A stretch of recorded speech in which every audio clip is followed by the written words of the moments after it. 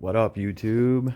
Look what popped up on Cheaper Than Dirt. We have an FNH FN-509 Tactical for the low price of $1,000, right?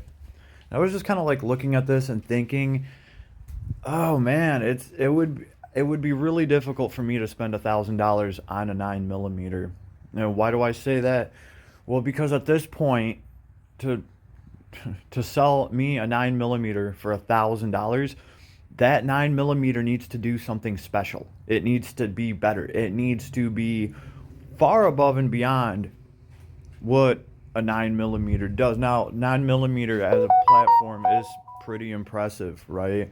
When you fire around, there is 20,000 pounds of pressure that is created back there. That's what 9 millimeter does. It's 20,000 pounds of pressure.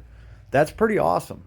So a lot of your 45s, they're generating about the same amount. I think the 45 Super is like, I don't know, 23,000 pounds of pressure that gets created there. And that is what, gives the bullet all the energy to leave the barrel and, go hit its target and destroy it, hopefully. So what I'm saying is for my $1,000, like there better be something special. Like there better be some kind of advanced barrel. There better be some kind of crazy twist rate. The bullet better come apart in midair and then come back together and go around obstacles. I don't know. I'm just saying it has to be something a little bit above and beyond what a 9 millimeter does. Now, at the same time, I just bought this gun in a 45 for $1,000. And I bought it used. Mine also came with the sight. But mine is not the 9 millimeter.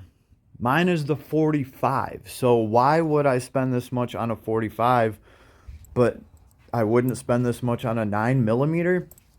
Well, because personally, in my opinion, I think in this gun and for FNH guns, for the most part, you are paying for a lot of over engineering. You are paying for a lot of quality performance, right? But what if you're not using it? Because in a 9 millimeter platform, like I said, you're only ever going to have to generate 20,000 pounds of pressure. I don't see any.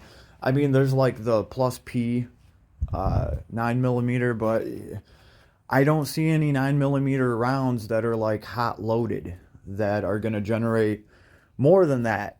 With 45, that's a different story. The whole reason I got this gun and had no problem paying $1,000 for this gun is because there's something called a 460 Roland upgrade. And it's a hot loaded round. And instead of producing 20,000 pounds of pressure, it is producing 40,000 pounds. That is a huge effing difference. That's double the pressure being generated when your projectile gets fired.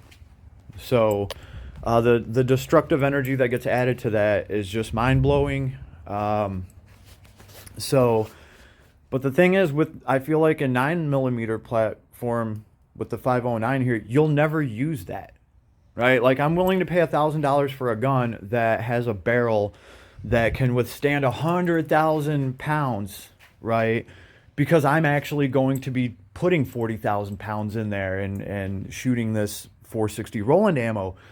But if you're making a 9 millimeter that is only ever going to produce 20,000 pounds, behind that projectile, and that's really all you need, and that's really all you're ever going to need, why wouldn't you just put a barrel in there that can withstand 50 or 60,000 pounds instead of 100,000 pounds for half the price? Because you're only ever going to need to deal with 20,000, maybe more, maybe a little bit more, 30. Ooh, I don't know.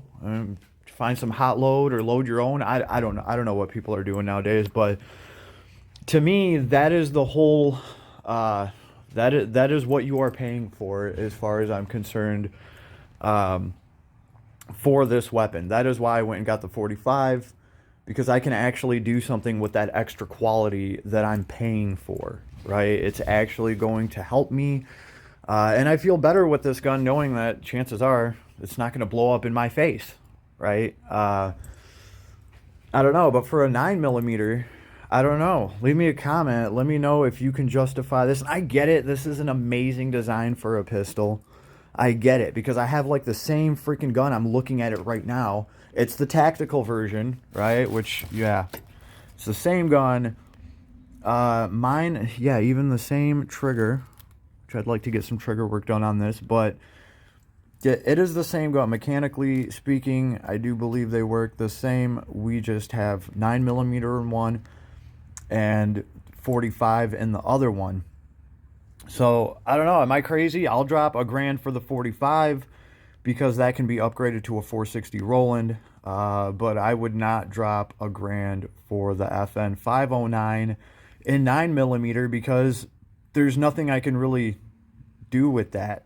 That's just how I feel about it. Now, am I missing something? If I am, let me know. Is there something really cool that you can do with like a FN 509 that other 9mm can't do? Where yeah, maybe the price point makes a little bit more sense. But for me, it's the 45 all the way. Let me know what you think. Later, YouTube.